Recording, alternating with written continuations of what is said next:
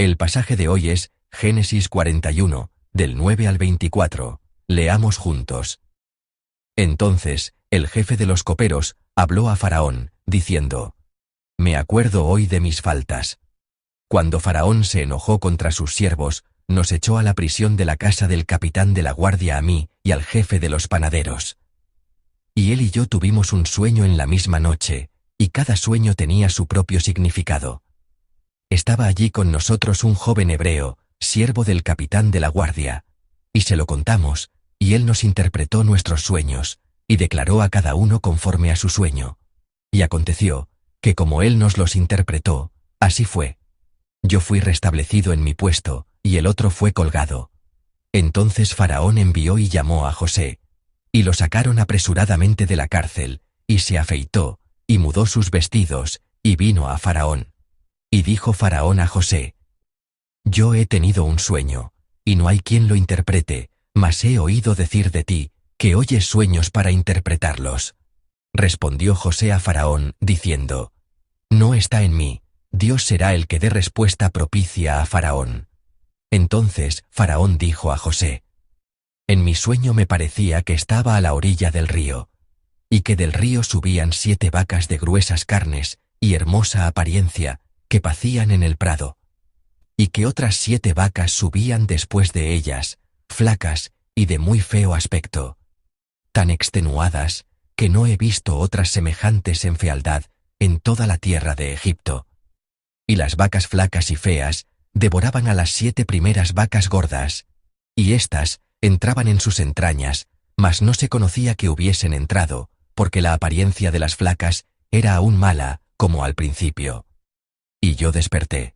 Vi también soñando, que 7 espigas crecían en una misma caña, llenas y hermosas, y que otras 7 espigas menudas, marchitas, abatidas del viento solano, crecían después de ellas, y las espigas menudas devoraban a las 7 espigas hermosas.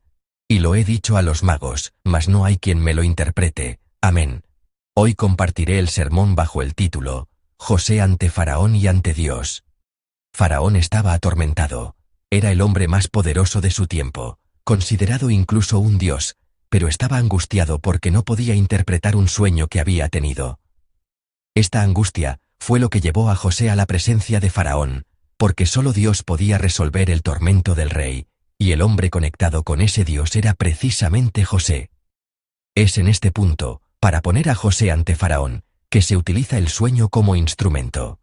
En la Biblia, los sueños no son simplemente eventos misteriosos o premoniciones que nos permiten ver el futuro. Un sueño, y sobre todo su interpretación, es algo que el hombre no puede fabricar ni controlar. Por eso, el sueño representa una obra que solo Dios puede realizar. Y a través de ese sueño, es decir, a través de esta obra que solo Dios puede hacer, José se encuentra con Faraón. Este encuentro marcó el punto de inflexión más importante en la vida de José. El jefe de los coperos, que había estado en la cárcel con José, finalmente se acordó de él.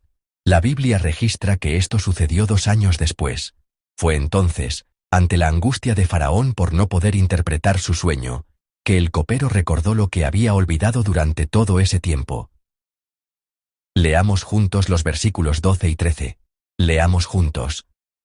Estaba allí con nosotros un joven hebreo, siervo del capitán de la guardia, y se lo contamos, y él nos interpretó nuestros sueños, y declaró a cada uno conforme a su sueño. Y aconteció que como él nos los interpretó, así fue. Yo fui restablecido en mi puesto, y el otro fue colgado. Amén. El copero, recordando su experiencia pasada con José, confiesa que todo sucedió exactamente como José había interpretado los sueños. Sin embargo, hay algo a lo que debemos prestar atención aquí. Esto no sucedió por la petición de José. En este pasaje, el copero le habla a Faraón exclusivamente sobre los sueños. No menciona en absoluto que José fue encarcelado injustamente. La petición de José había sido esta: Cuando salgas, por favor, háblale bien de mí a Faraón. Dile que fui traído a la fuerza de la tierra de los hebreos, y que no he hecho nada para merecer estar en esta cárcel. Pero el copero, en realidad, no le transmite esta parte crucial de la petición a Faraón. No le dijo a Faraón: hay un joven inocente que fue encarcelado sin culpa, como José le había pedido para que se demostrara su inocencia. Simplemente, le dijo, conozco a alguien que puede interpretar sueños. Solo mencionó a José porque se necesitaba una interpretación. Por lo tanto, esto no fue algo logrado por la petición de José. Es decir, no fue el resultado de un plan humano. Y otro punto muy importante, es el lapso de 2 años. El capítulo 41 comienza diciendo claramente que pasaron 2 años completos después de que el copero fuera restituido en su cargo. Este período de 2 años enfatiza que la liberación de José no fue el resultado de la petición que le hizo al copero. Si esto le hubiera sucedido a José, tan pronto como el copero salió de la cárcel, se podría haber pensado que fue el resultado de la petición de José y de la ayuda de un hombre. Pero quizás Dios esperó esos 2 años para mostrar y enfatizar.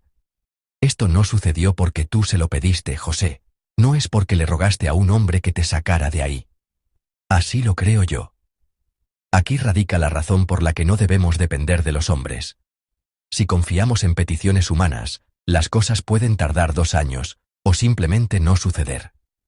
Debemos tomar con seriedad esta mañana la lección de que, si intentamos resolver las cosas con nuestra propia astucia, puede que el proceso se alargue innecesariamente, porque esta no es una obra de hombres. Aunque el jefe de los coperos desempeñó un papel al presentar a José ante Faraón, él fue solo un instrumento.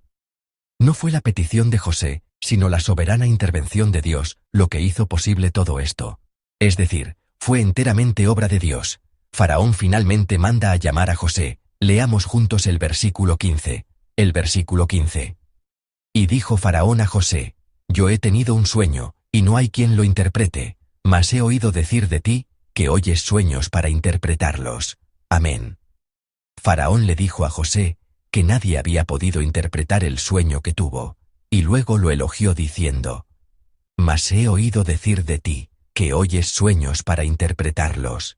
Hermanos, esta escena es el momento más importante en la vida de José, es el clímax de su historia. ¿Cómo se habrá sentido el corazón de José al escuchar esas palabras de Faraón? He oído decir de ti, que oyes sueños para interpretarlos. En realidad, no es fácil para nosotros empatizar con los sentimientos de José en ese momento. Pensemos en alguien que ha estado en la cárcel más de 1 década, no por cometer un crimen, sino por una falsa acusación. Para esa persona, palabras como, he oído que eres muy capaz de interpretar sueños, tendrían un peso inmenso. Una buena respuesta en este momento podría darle un giro de 180 grados a su vida. Esta es la encrucijada que decidirá si sale de la cárcel o no. Por eso, creo que esta escena, en la que José responde a las palabras de Faraón, es el punto de inflexión más grande y el momento más importante de su vida. De hecho, si tuviéramos que elegir otra escena clave en la vida de José, podría ser el momento en que huyó de la seducción de la esposa de Potifar. Sin embargo, en esa ocasión, su acción fue una reacción para evitar un pecado evidente, una decisión de resistencia. Pero este caso es completamente diferente. Las palabras de Faraón, he oído decir de ti, que oyes sueños para interpretarlos, representaban una tentación quizás mucho mayor que la tentación carnal de la esposa de Potifar. Ante la afirmación, he oído que eres muy bueno en esto, si José hubiera respondido, sí, soy bastante bueno. De hecho, interpreté el sueño del copero y del panadero, y hasta ahora nunca he fallado, nadie en ese lugar le habría reprochado nada. En esa situación, José tenía la sartén por el mango. Pero, ¿cómo respondió José? José responde así. Leamos juntos el versículo 16. Creo que este versículo 16 es la frase más importante en la vida de José. Leamos juntos el versículo 16. Respondió José a Faraón, diciendo, no está en mí. Dios será el que dé respuesta propicia a Faraón. Amén. La respuesta de José es, no está en mí. ¿Era realmente necesario negarse a sí mismo de esa manera? En un momento en el que lo más lógico habría sido exaltar sus propias habilidades, había necesidad de decir, no soy yo.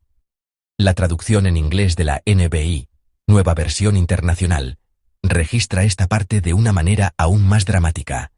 La NVI dice, I cannot do it. Yo no puedo hacerlo. En una situación en la que no sería suficiente decir, yo puedo hacerlo. Soy bueno en eso. Soy un experto en eso. José está diciendo, yo no puedo hacerlo. Y luego continúa diciendo, Dios lo hará. La respuesta de José es esta. No soy yo. Es Dios. Yo no puedo hacerlo. Dios lo hará. Esta fue la respuesta de José ante el mismo faraón, en la encrucijada que decidiría si saldría de la cárcel o no.